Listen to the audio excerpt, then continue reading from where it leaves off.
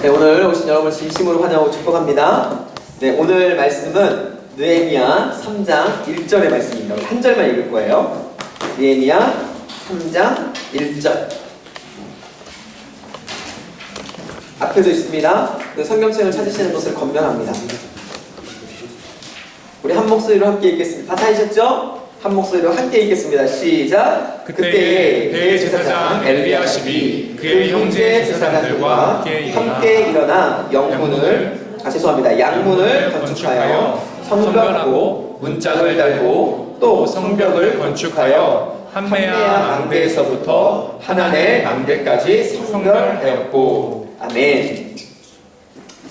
네, 오늘 말씀은 제목을 한번 좀 읽어볼까요? 시작. 중심 기둥. 네, 중심 기둥이라는 말씀으로 여러분과 함께 제목으로 여러분과 함께 좀 말씀을 나누려고 합니다. 오늘 말씀을 나누기 전에 저희가 지금 느헤미야를 쭉 하고 있는데 이게 여러 가지 사정상 등성등성하게 돼서 지금 2주째 저희가 또 못했잖아요. 그래서 지지난주에 했던 것들을 좀 잠깐 복습하고 이제 지나가려고 합니다. 지지난주에 저희가 무엇을 공부했냐면요. 베이스, 기초를 세워라. 기초를 다져라 라는 말씀을 함께 나누었어요. 여러분, 기초를 다지기 위해서 우리가 어떻게 해야 된다고 세 가지를 말씀드렸는데 그게 뭔지 아시나요? 기억나세요? 기초 세 가지. 기초를 다지기 위해서, 재건하기 위해서, 무엇인가를 새롭게 시작하기 위해서 나의 부족함과 연약함을 변화시키고 하나님께서 원하시는 나를 만들어가기 위해서 필요한 세 가지 기초 작업이 있다고 말씀드렸어요. 그게 무엇인지 혹시 기억나시나요? 예, 안 나시면 또 제가 설명드리죠. 네, 첫 번째가 무엇이었냐면 무너진 현실을 철두철미하게 면밀하게 살펴서 무엇이 문제인지를 살펴야 한다라고 말씀을 드렸어요. 그래서 여기서 살피다는 말을 샤바르라는 원어를 썼다고 했는데 이 샤바르라는 원어가 어디에 쓰이는 언어라고 말씀드렸어요? 의학용어. 그래서 의학용어로서 의사들이 환자를 진찰할 때 그냥 쓱 지나가고 진찰하는 것이 아니라 어떻게 했다고요? 주도 면밀하게. 이 사람은 어디가 잘못됐고, 이 사람은 뭐가 문제고, 이 사람의 세포는 어디가 잘못됐고 하나하나를 바라보는 마음으로 살폈다고 말씀을 드렸어요. 물론 무너진 곳, 우리의 연약하고 실패한 곳을 다시 한번 살펴보고 그것을 바라보고 생각한다는 것은 상처를 뒤집는 일이기 때문에 힘든 일이에요. 그렇지만 우리의 문제, 우리가 이렇게밖에 될 수 없었던, 혹은 우리가 무너질 수밖에 없었던 그 문제에 대해서 우리가 살펴보기 위해서는 현장에 가지 않고는 절대 발견할 수가 없어요. 그래서 여러분 안에 혹시 어떤 문제가 있다고 한다면 우리가 어떻게 해야 돼요? 그 문제를 피해서 멀리 도망치는 것이 아니라 그 문제의 중앙에 들어가서 내가 과연 무엇이 문제였는가를 살펴보는 필요가 있다는 것이죠. 여러분 한번 생각해 보세요. 여러분 지금 혹시 여러분 가운데 힘들고 어려운 과정이 있다고 한다면 여러분 피하지 마십시오. 여러분 그곳으로 들어가셔야 돼요. 가정에 문제가 있으면 가정 안으로 들어가셔야 돼요. 그래야 우리들의 문제가 하나하나 해결할 수 있는 원인을 찾을 수 있다는 거예요. 네, 그 원인을 찾았을 때 우리는 어떻게 해야 되느냐? 두 번째 기초를 세우는 것이 있었는데 그것은 무엇이냐면 그 문제를 함께 해결해 나가야 하는 사람들의 무엇을 사라고요? 마음을 사라고 말씀드렸어요. 네, 느헤미야가 총리로 지금 예루살렘에 파견됐습니다. 예, 총리로 파견된 거예요. 그냥 일반적인 모습이 아니에요. 그곳에서 가장 높은 사람으로 지금 파견된 거예요. 그렇다고 한다면 얼마든지 나는 총리다. 나는 지금 이 시대를 지배하고 있는 아닥사스다 왕의 비서실장이야. 내가 한마디만 하면 모든 것이 변할 수 있는 나는 그런 권력을 가지고 있어. 그러니까 너희는 나를 따라와야 돼. 이렇게 말하지 않았어요. 그렇게 말할 수 있는 모든 조건들을 가지고 있었음에도 불구하고 느헤미야는 이스라엘 백성, 예루살렘 백성들에게 그렇게 말한 게 아니에요. 어떻게 말했냐면 이렇게 말했어요. 너희가 울었을 때 나도 울었고, 너희가 배고프고 아파했을 때 나도 아파했고, 너희가 잠 못 들 때 나도 잠 못 들었다. 우리가 함께 이렇게 아파했다라고 우리라는 것을 강조하기 시작했다는 거예요.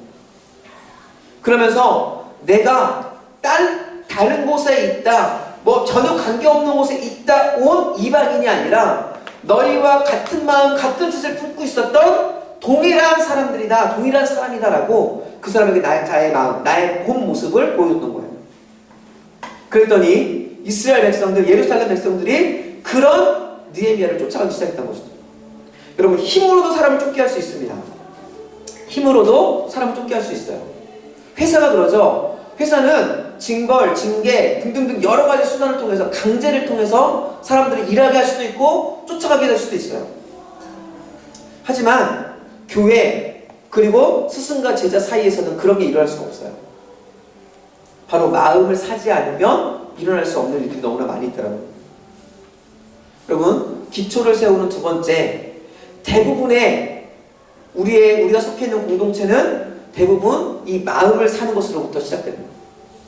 첫 번째, 문제를 아셔야 돼요. 그 문제를 알았을 때 그 문제를 함께 해결할 수 있는 사람들의 마음을 사셔야 돼요.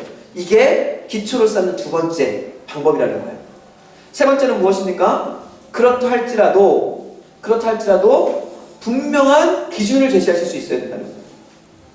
여러분, 사랑이라는 것은 공의가 정의될 때, 공의가 담보될 때 사랑이 능력이 있는 것이죠.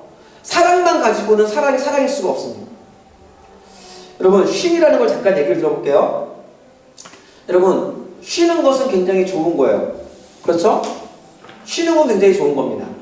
그런데 쉰다는 의미는요, 열심히 일했을 때 쉰다는 것이 의미가 있는 거예요. 맨날 쉬는 사람에게는 쉰다는 의미가 있을까요? 없을까요? 그 쉬는 의미가 없어요. 그것은 고통이에요, 고통. 쉰다는 자체가 고통이에요. 왜냐하면 쉼이라는 것은 열심히 무엇인가 했던 사람, 공부를 했던, 직장에서 일을 했던, 아니면 내가 추구하는 그 무엇인가를 열심히 했던 사람이 그것을 잠깐 내려놓고 다른 일들 가운데 여유를 즐기는 걸 쉼이라고 이야기합니다. 그런데 그런 일을 전혀 하지 않는 사람에게 쉼이라는 것은, 쉼의 연속은 그 사람의 고통이라는 거예요. 우리가 아무리 기초를 쌓게 나의 문제를 발견했어요. 그리고 그 문제를 해결할 수 있는 사람들과 한 마음이 됐어요. 그런데 그 일을 이루어가기 위한 기초와 기준이 서 있지 않고 그냥 중구난방이라고 생각해 보세요. 이럴 땐 이러고 저럴 땐 저러고. 그러면 그 공동체, 그 기초 위에 세워진 그 무엇인가가 온전히 설 수 있을까? 그럴 수 없더라는 거예요. 반드시 이 마음을 사고 문제를 알고 마음을 샀다고 한다면 이 문제를 해결할 수 있는 분명한 기준을 정하셔야 돼요. 그런데 그 기준이 뭐예요? 그 기준은 하나님의 말씀이어야 된다라고 말씀을 드렸어요. 이 세 가지가 바로 하나님의 뜻을 이루어가는, 하나님의 뜻을 이루고 우리를 재건하고 우리를 온전히 하나님의 사람으로 만들기 위한 베이스, 기초라고 말씀을 드렸어요. 저는 여러분들 안에 이런 기초들이 다시 한번 세워질 수 있기를 예수님 축복합니다. 우리 코람데오 공동체 안에 이 기초적인 문제들이, 이 문제를 해결할 수 있는 기초가 다시 한번 발견될 수 있게 축복해요. 이것이 발견될 때 비로소 우리는 새로운 시작을 할 수가 있다는 겁니다. 그런데 여러분, 기초는 왜 쌓는 것입니까? 그냥 기초를 쌓으면 그걸로 오케이인가요? 기초를 쌓는 목적이 있겠죠. 기초를 쌓는 것은 그 기초 위에 무엇인가를 건설하기 위해서 쌓는 거예요. 우리가 기초를 다지고, 단단하게 다지고 그 위에 무엇인가를 쌓지 않는다고 한다면 그 기초는 별 의미가 없어요. 왜냐하면 기초의 의미는 그 위에 무엇인가 건설될 때 그 의미를 찾을 수 있기 때문에 그렇습니다. 그렇다고 한다면 우리는 어떻게 그 위에 무엇인가를 쌓을 수 있을까? 쌓기 위해서는 굉장히 중요한 원리들이 있습니다. 그 원리를 설명하기 위해서 제가 집을 하나 보여드릴 거예요.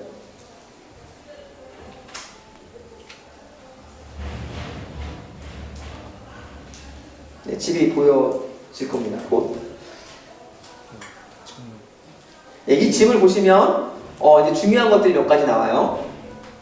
없나요? 있나요? 네, 한 번만 눌러주세요. 이게 뭘까요? 바다. 바다. 다른 좀 유창한 말로 기초. 네, 기초 베이스입니다. 거기에다가 뭐를 세워야 돼요? 집을 짓기 위해서 뭐를 세워야 됩니까? 벽돌. 벽돌을 세워야 돼요. 예. 우리 건축학과, 예. 집을 짓기 위해서 어떻게 해야 돼요? 처음에? 예, 기둥을 세워야죠. 기둥이 섰습니다. 또 하나 또 세워주세요. 또 한번 눌러주세요. 이게 옛날 형태의 집이거든요. 옛날 집을 지을 때는 이게 기둥을 일반적으로 5개를 세웠습니다. 그리고 이 기둥을 5개 세운 다음에 어떻게 했냐면, 예, 이게 뭐예요? 지붕. 네, 지붕을 얹었어요. 네, 이런 식으로 지었어요, 집을. 그런데 잘 생각해 보세요. 이 5개의 기둥 중에서 가장 중요한 기둥이 있을까요, 없을까요? 어떤 게 가장 중요할 것 같으세요? 예, 한 번만 더 눌러주세요. 예, 이게 제일 중요한 기둥이에요. 잘했죠? 네. 네, 이게 가장 중요한 기둥입니다. 만약에 저 기둥이 없이 집이 지어졌다고 생각해 보세요. 그러면 작은 진동과 작은 흔들림에도 어떻게 될까요? 저 집은 무너질 수밖에 없어요. 하지만 가운데 있었던 저 기둥이 옳게, 굳게, 강하게 서 있다고 한다면 진동이 있고 흔들림이 있고 충격이 있다 할지라도 저 집은 올곧게 서 있을 수 있습니다. 왜냐하면 중심 기둥이 흔들리지 않았기 때문에 그래요. 여러분, 우리가 기초를 쌓았다고 한다면 기초를 쌓은 목적, 그 위에 무엇인가를 건축하기 위해서는 반드시 이 건축하기 위한 것에 중심 기둥이 있어요. 그 중심 기둥을 내가 바로 세우느냐 세우지 못하느냐에 따라서 우리는 가다가 건물을 짓다가 그것이 쓰러지고 넘어질 수도 있고 잘 서갈 수도 있습니다. 최근에 크레인 사고들이 많이 일어났어요. 그리고 크레인 사고뿐만이 아니라 집이 무너지고 건축되는 것도, 집이 무너지고 다리가 무너지는 사고도 많이 일어났습니다. 왜 그럴 것 같으세요? 중요한 것들이 빠져서 그래요. 중요한 것들이. 그리고 가장 중요한 것들이 빠지면 다른 것들이 아무리 완전하게 서 있다 할지라도 중요한 것이 빠지면 넘어질 수밖에 없더라는 겁니다. 여러분, 오늘 느헤미야는 바로 이런 부분들을 지금 이야기하고 있는 거예요. 이제 느헤미야가 예루살렘에 왔습니다. 그리고 처음부터 성벽을 건축한 것이 아니라 쭉 돌아다니면서 우리의 문제가 무엇이고 우리가 이 문제를 어떻게 해결할 수 있고 해결하기 위한 이스라엘 백성들의 마음을 사고 그리고 기준을 정하는 기초 작업을 했어요. 그리고 3장부터 오늘 나누는 오늘부터 바로 실질적으로 기초 작업한 그 위에 이제 건물을 짓기, 성벽을 짓기 시작합니다. 그런데 느헤미야가 성벽을 지을 때 순서가 있게 지는 걸 보게 돼요. 우리가 다 읽진 않았지만 느헤미야가 처음부터 시작해서 그냥 막 지은 것이 아니라 바로 순서를 가지고 쭉 짓는 모습을 보게 됩니다. 그 순서 중에 가장 처음에 무엇을 지었을까? 오늘 본문이에요. 우리 본문 함께 읽어보겠습니다. 3장 1절 말씀이에요. 같이 읽습니다. 시작! 그때에 대제사장 엘리야십이 그의 형제 제사장들과 함께 일어나 양문을 건축하며 성별하고 문짝을 달고 또 성벽을 건축하여 함메아 망대에서부터 하나넬 망대까지를 성별하였고 라고 말하면서 처음 지은 한 부분의 이름을 우리에게 이야기해줍니다. 그 이름이 뭐예요? 양문. 예, 양문이에요. 양문. 역사학자들이 예루살렘, 느헤미야가 건축했던 예루살렘 성전, 예루살렘 그 성벽에 어떤 길이를 조사를 했어요. 그랬더니 최소 가장 짧게 잡았을 때 4km래요. 그러니까 가장 짧게 잡았을 때. 여러분 4km가 길어요, 짧아요? 길어요. 네, 생각보다 깁니다. 그러면 그 4km의 성벽이 지금 다 회파되고 무너진 거예요. 그렇다고 한다면 그 회파되고 무너진 성벽들 중에 지을 곳이 굉장히 많이 있었을 거라는 거예요. 시작점이 굉장히 많이 있었다는 거예요. 그런데 느헤미야는 그렇게 많은 시작점들 중에서 한 곳을 골랐습니다. 어디를 골랐어요? 양문을 골랐다는 거예요. 양문. 여러분, 왜 느헤미야가 양문을 골라서 양문을 건축하기 시작했을까?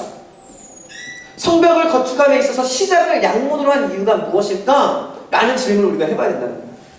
여러분, 왜 그런다고 생각하세요? 여러분, 양문의 의미가 있기 때문에 그래요. 여러분, 양문이 뭐 하는 문인 줄 아세요? 성경에 보면 미문, 양문, 그 다음에 북문 뭐 이런 문들이 있어요. 북문은 일반적으로 말하는 똥문입니다. 똥문. 예, 그쪽에 배설물들 있죠. 배설물. 여러분, 사람이 싼 배설물, 동물이 싼 배설물, 그것들이 쌓여있는 곳이 북문 쪽이에요. 미문은 사람들이 왔다 갔다 하는 가장 아름다운 문입니다. 성전에 들어가는 문이에요. 양문은 뭐냐면요, 양문은 예루살렘 성전에서 드려지는 제사에 사용되는 구별된 제물들, 구별된 양, 염소, 소, 그런 구별된 제물들이 들어갔다 나왔다 하는 곳이 양문이에요. 이 말을 다른 말로 표현하면 이렇습니다. 양문은 의미를 가지고 있는데 그 양문의 의미는 무엇이냐면 제사라는 의미가 있다는 거예요. 바로 하나님과의 관계라는 의미가 있더라는 거예요. 여러분, 이스라엘이 왜 망했을까요? 예루살렘이 왜 망했을까? 우상숭배. 예, 우상숭배. 여러 가지 이유가 있을 거예요. 여러 가지 이유가 있습니다. 실질적으로 여러 가지 이유가 있어요. 역사적으로 봤을 때 굉장히 타락했습니다. 성적으로 음란했고요. 그리고 하나님의 말씀을 따르지 않고 고아와 가부를 지키지 않고 수없이 많은 이유들이 있어요. 그런데 하나님께서 예루살렘 백성에게 직접적으로 말씀하신 원인이 있어요. 그 원인이 뭐냐면요, 예레미야 13장 20절부터 나옵니다. 이거 아니에요. 아까 거기에 보면 있습니다. 우리 같이 한번 읽어볼까요? 예레미야 13장 20절 27절 말씀인데요. 같이 읽겠습니다. 시작. 너는 눈을 들어 북방에서 오는 자들을 보라. 내가 맡겼던 양떼, 내 아름다운 양떼는 어디 있느냐. 이 말은 무슨 말이냐면, 너는 눈을 들어 북방에서 오는 자들을 봐라. 그 말은 무슨, 이제 북방에서 누군가가 온다는 거예요.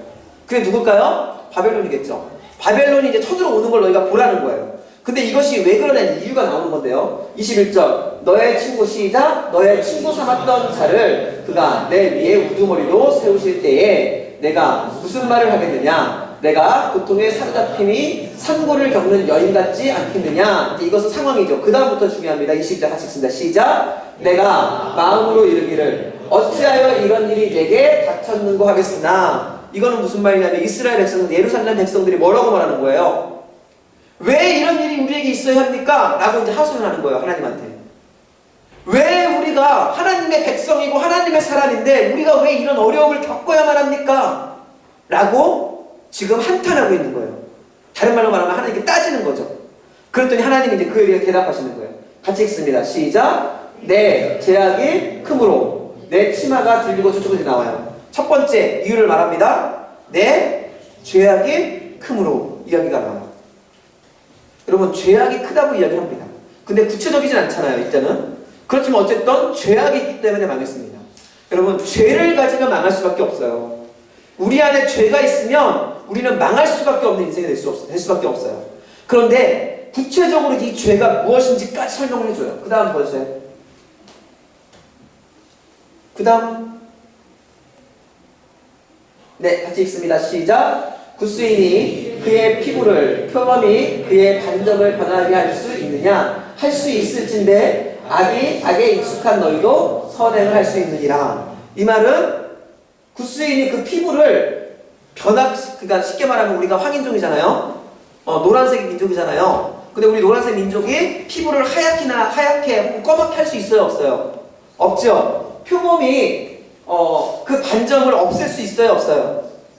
없잖아요. 만약에 그렇게 할 수 있다면 너희도 너희의 악을 행하지 않을 수 있다, 그 말이에요. 그 말은 다른 말로 말하면 너희는 악에 찌들었다, 그 말이죠. 절대 악을 벗어날 수 없는 상황에까지 너희가 이르렀다, 그거예요. 근데 그 악이 뭔지가 나오는 거예요.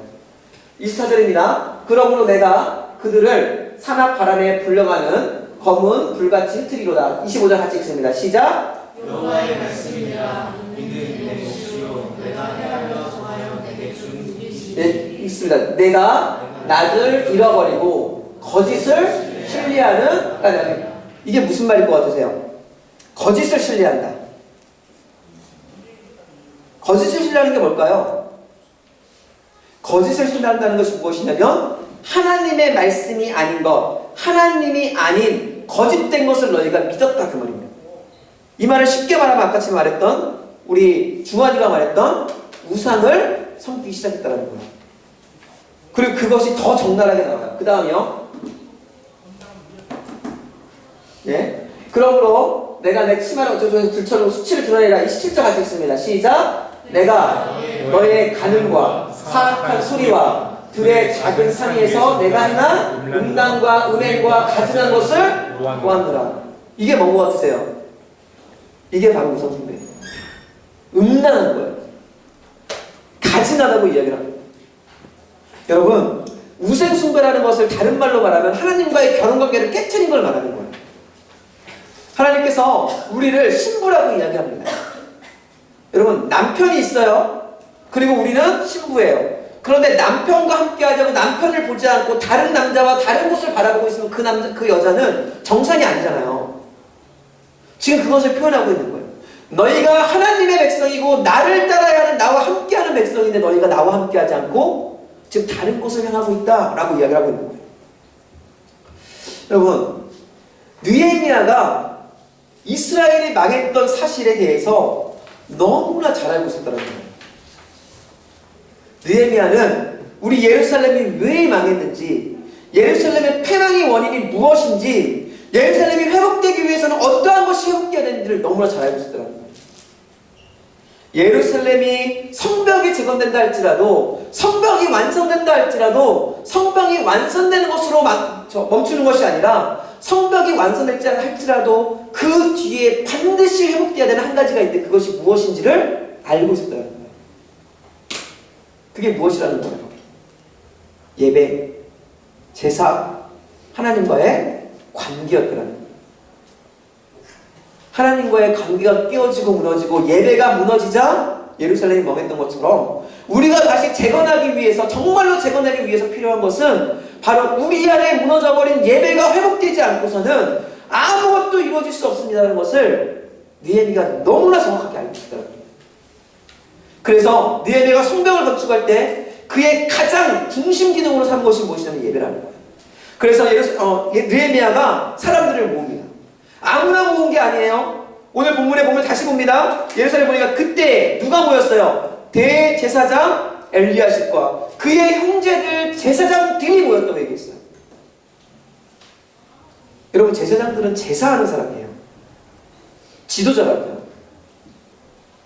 예배를 하는 사람이고 예배를 섬기는 사람이고 제사하는 사람인데 그들로 하여금 나와서 예배의 상징인 양문을 지키라고, 지으라고 이야기를 하고 있더라고요. 이유가 뭐겠습니까? 지도자로 하여금 양문, 예배를 회복하라고 한 이유는 예배가 회복되지 않으면 우리가 하는 모든 것의 공사는 다 아무 쓸데없는 공사라는 것을 이야기하고 있다. 여러분, 우리도 다 마찬가지입니다. 우리도 마찬가지예요. 우리 코람데오도 마찬가지고 저와 여러분도 마찬가지입니다.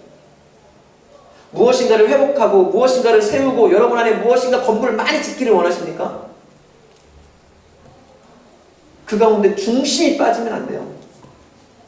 예배가 빠지면 그 무엇인가를 아름답게 세워놨다 할지라도 조금만 흔들리면 무너질 수밖에 없는 건물이 될 수밖에 없다는 거예요.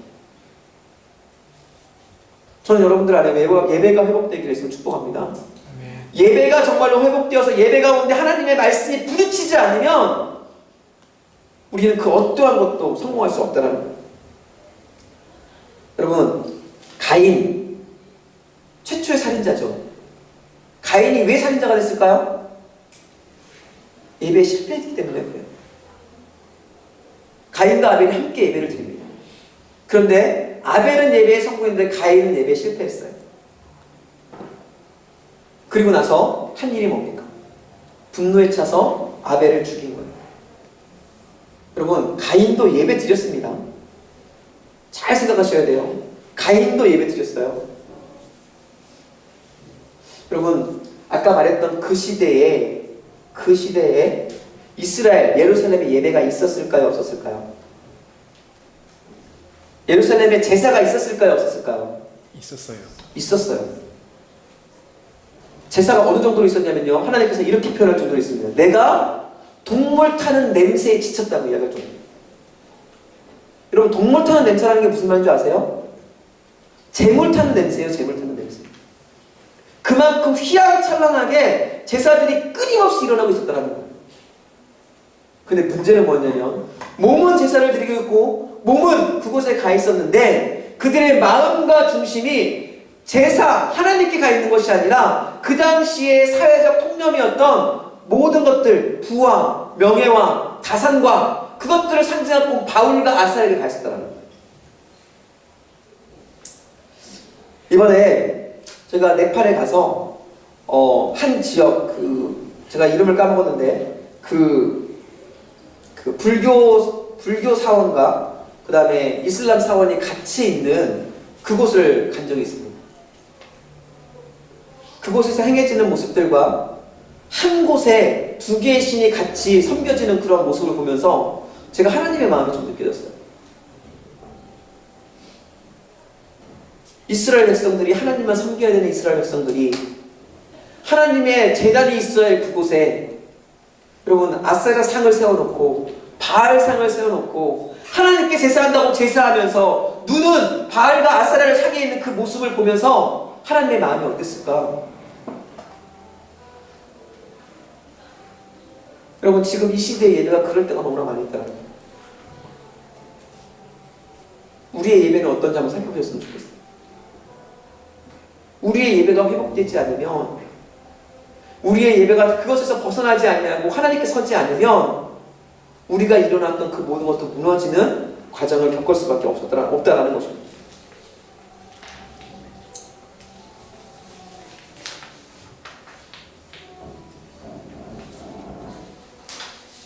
지금 느헤미야는 이러한 것들을 너무나 잘 알고 있었어요. 그래서 느헤미야는 성벽을, 기초를 쌓고 이제 문제를 발견하고 사람들까지 동원했고 기준을 잡았잖아요. 그러고 나서 이제는 원래 계획했던 성벽 그 재건에 하나님의 뜻을 이루기 위해서 이제 재건을 합니다. 그럴 때 양문을 처음 건축하면서 느헤미야가 하나님께 외친 거예요. 하나님, 이제 우리가 예배를 회복하기를 원합니다. 하나님, 이제 우리가 모든 우상들을 다 버리고 오직 하나님만 예배하기를 원합니다. 우리가 그러한 마음을 모아서 이 시간 양문을 세우며 하나님께 예배를 회복하기를 원하오니 하나님 제발 우리를 좀 봐주십시오라고 지금 느헤미야가 하나님께 외치고 있는 거라는 거예요. 여러분, 중심 기둥을 세우시라는 거예요. 지금 여러분들이 이루고자 하는 수없이 많은 계획들과 준비들이 있으시죠? 예, 당연히 그것도 이루어 가셔야 됩니다. 직장, 취업, 결혼 등등, 그러면 수없이 많은 것들을 위해서 지금 잘 준비하고 달려가고 있는 걸 알아요. 청년은 그런 때이고 그래야만 합니다. 하지만 그런 것들 때문에 가장 중요한 중심 기둥을 잃어버리면 다른 기둥이 잘 서 있다 할지라도 한순간 무너질 수밖에 없더라고요. 여러분에게 다시 한번 도전하기를 원합니다. 예배, 여러분의 중심 기둥을 다시 한번 회복하십시오. 혹시 여러분의 중심 기둥에 금이 가고 무너지고 깨어진 것이 있다고 한다면 그것부터 고수하셔야 돼요. 그러면 하나님께서 나머지 것들을 회복시킨다는 거예요. 여러분, 성공하지 못하면, 예배에 실패하면, 예배에 성공하지 못하면 예배를 위해서 포기했던, 어떤 내가 이루고자 하는 것을 위해서 예배를 포기했던, 예배를 포기하면서까지 이루고자 했던 그것까지도 잃어버릴 수밖에 없는 상황에 처해가 된다는 거죠. 여러분, 엘리 제사장의 아들이 있어요. 나답과 아비후. 죽었죠. 여러분, 왜 죽었는지 아십니까? 제사 드리다 죽었어요. 어떻게 제사를 드리다 죽었어요? 다른 불을 드렸다고 이야기합니다. 다른 불을 드렸다는 의미는 하나님께서 원하시는 예배를 드리지 않았다는 거예요. 지금으로 말하면 온전한 예배를 하나님께 올리지 않았다는 거예요. 사울 망했죠. 예배를 드렸을까요? 안 드렸을까요? 드렸어요. 얼마나 열심히 드렸는지 몰라요. 전쟁에 나가서 예배를 드렸는데요, 예배를 드릴 때 사무엘 선지자가 오지 않자 본인이 직접 예배를 진리합니다. 그런데 중요한 게 있어요. 예배는 누구를 향한 예배여야 됩니까? 오직 하나님을 향한 예배여야 돼요. 그런데 사울이 누구를 향해 예배를 드려요? 백성들이 도망치고 백성들이 동요하자 백성들을 위한 예배를 드려요. 예배의 방향이 틀어져 버린 거죠. 그랬더니 그때부터 시작해서 사울은 망하기 시작합니다. 여러분, 예배의 성공이라는 것은 굉장히 중요해요. 오직 하나님을 향한, 하나님과의 관계를 향한, 하나님의 영광만을 향한 그 예배가 우리에게 드려지지 않으면 우리는 실패한 예배가 됩니다. 여러분, 어떻게 예배에 성공하고 계십니까? 매일매일의 예배에 성공하시고, 오늘 주일의 예배에 성공하시고, 우리 청년 예배에 성공하고 계십니까? 여러분 예배에 성공하셔야 돼요. 예배에 성공해야 그 다음에 지어진 것들이 능력이 나타날 수가 있다는 것입니다. 여러분 많은 기둥이 필요해요. 청년회 때 수없이 많은 기둥들을 만들어 가야 됩니다. 그래야 그 지경이 넓어질 수 있어요. 하지만 아무리 지경을 넓게 세운다 그래도 중요한 것, 절대 잊어서 안 될 중심 기둥만큼 여러분 꼭 세워갈 수 있길 바랍니다. 그럴 때 여러분의 지경이 더 넓어지고 여러분의 능력들이 더 발현되고 여러분을 통해서 하나님의 은혜와 능력들이 선포될 수 있다는 거예요. 그런데 이 사실을 느헤미야만 안 것이 아니라 이 사실을 아는 또 다른 존재가 있습니다. 누가 알 것 같으세요? 사단, 마귀가 알아요. 그래서 우리를 어떻게 공격하는지 아십니까? 우리를 공격하는 방법이 있어요. 여러분을 직접 쳐서 여러분 몸을 아프게 할 수도 있습니다. 그러나 그것은 매우 일반적인 방법이 아니에요. 아주 특별한 방법이죠. 사단이 공격하는 가장 많이 써먹는 방법은 바로 여러분을 예배하지 못하도록 만드는 거예요. 사람을 통해서, 상황을 통해서, 여러분 어떠한 일을 통해서 예배할 수 없도록 만듭니다. 사람과의 관계를 통해서도 예배할 수 없도록 만들고요. 어떤 사람이 여러분에게 마음을 아프게 하는 그 상황을 통해서도 만들 수 있어요. 그럼 그때 기억하셔야 돼요. 아, 사단이 지금 내가 예배할 수 없도록 나를 공격하고 있구나. 여러분 알으셔야 돼요. 그리고 그런 순간이 오게 되면 어떻게 하셔야 됩니까? 그것들을 다 깨트리고 그럼에도 불구하고 예배에 들어가셔서 예배에 집중하시고 예배 가운데 우리 주신 하나님의 말씀에 부딪혀서 예배에 성공하는 그러한 일들을 경험하셔야 된다는 거예요. 그럴 때 여러분이 꿈꾸는 그 다른 기둥도 세워질 수 있어요. 그리고 그 기둥들이 세워졌을 때 비로소 담을 만든 뒤에 지붕을 얹고 그래서 성벽을 완성할 수 있는 것. 여러분, 저는 여러분들이 중심 기둥을 올곧게 든든하게 세우는 여러분 될 수 있게 축복합니다. 아멘. 중심 기둥은 예배입니다. 저는 우리 코람데오 청년부가 아니요, 청년부 전체이기도 하지만 여러분 각 개인이 예배에 성공하시고 그래서 예배에 성공한 사람들이 모여있는 강한 코람데오 공동체로 우리 공동체가 세워질 수 있기를 다시 한번 예수님의 은혜를 축복합니다. 아멘. 우리 시간 좀 찬양하면서 우리 기도하며 나갔으면 좋겠는데요. 우리 하늘의 문을 열어서 찬양할 텐데요. 아직은 불 좀 켜주세요. 찬양하기 전에 여러분 그 주보에 결단하는 부분들이 있습니다. 그 부분에 여러분의 결단을 좀 쓰셨으면 좋겠어요. 우리의 중심 기둥인 예배를 내가 사수하겠습니다. 이제는 예배를 성공하는 자가 되겠습니다.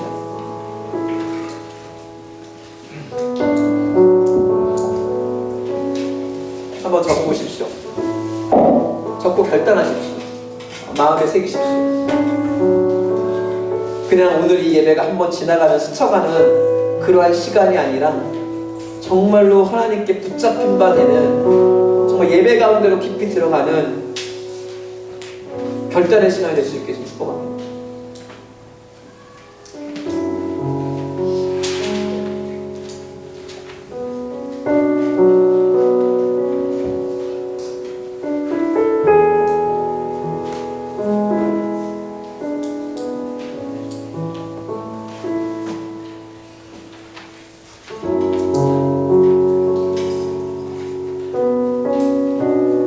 우리 시간 함께 여러분이 적으신 결단, 오늘의 말씀과 여러분의 결단을 생각하면서 우리 함께 찬양하러 나갔으면 좋겠습니다.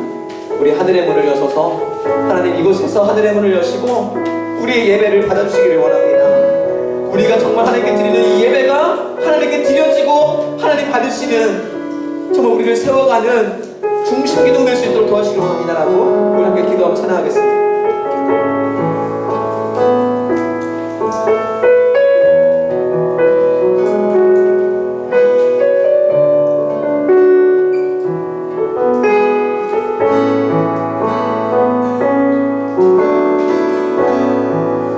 하늘의 문을 여소서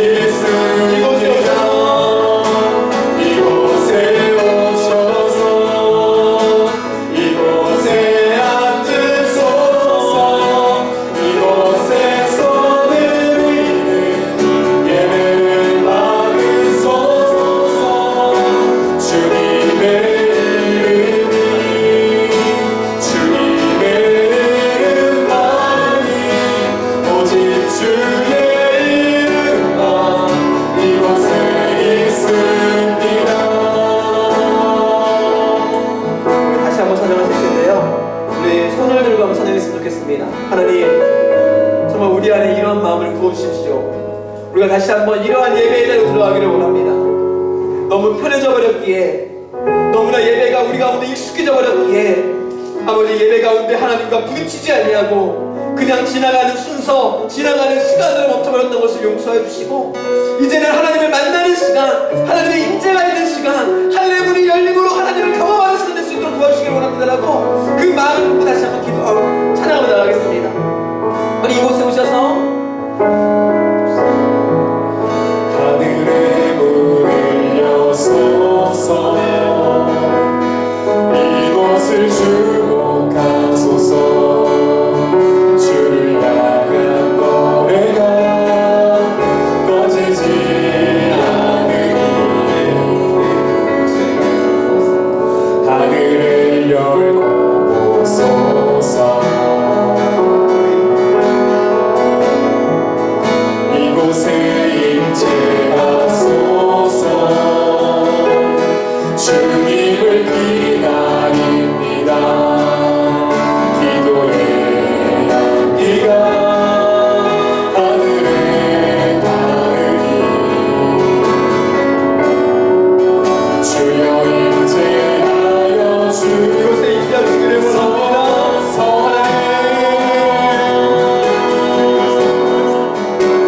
이곳에 오셔서 이곳에 앉으소서.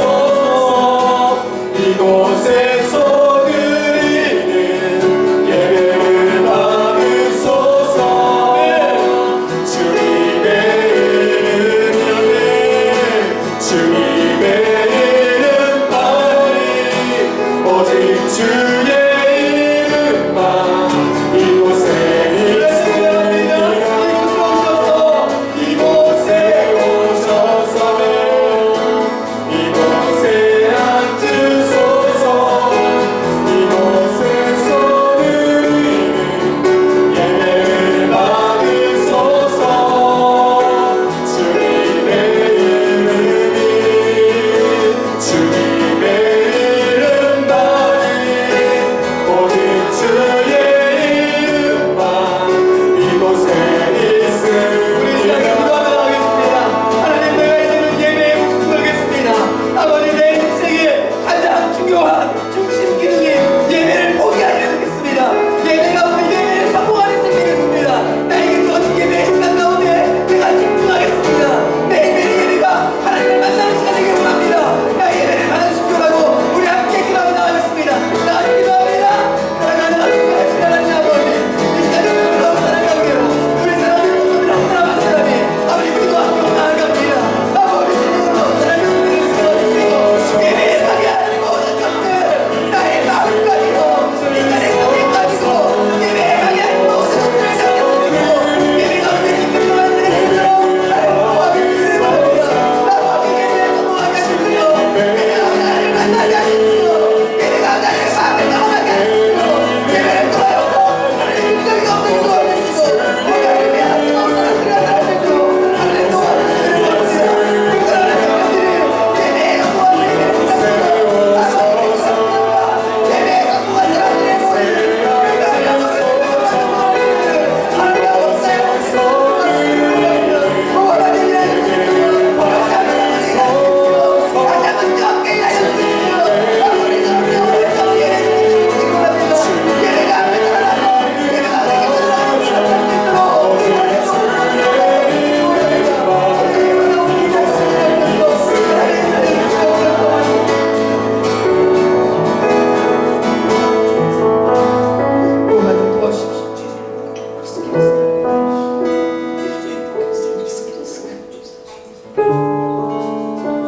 그렇습니다. 하나님,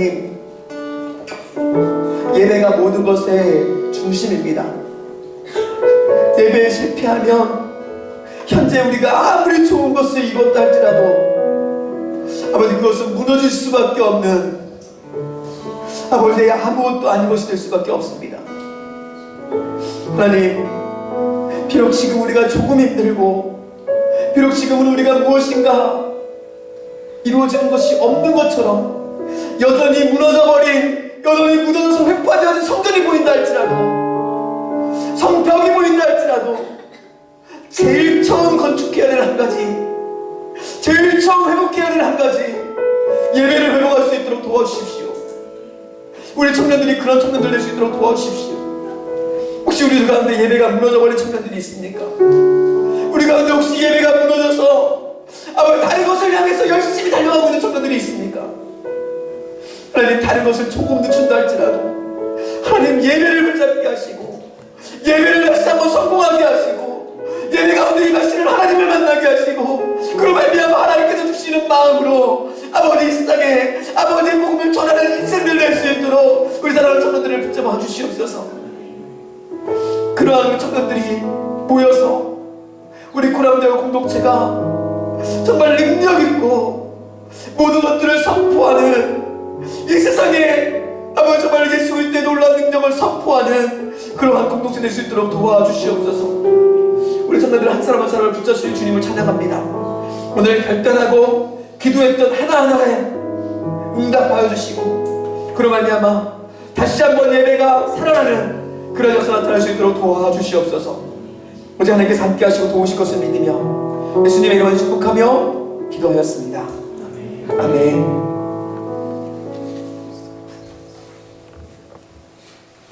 우리 그런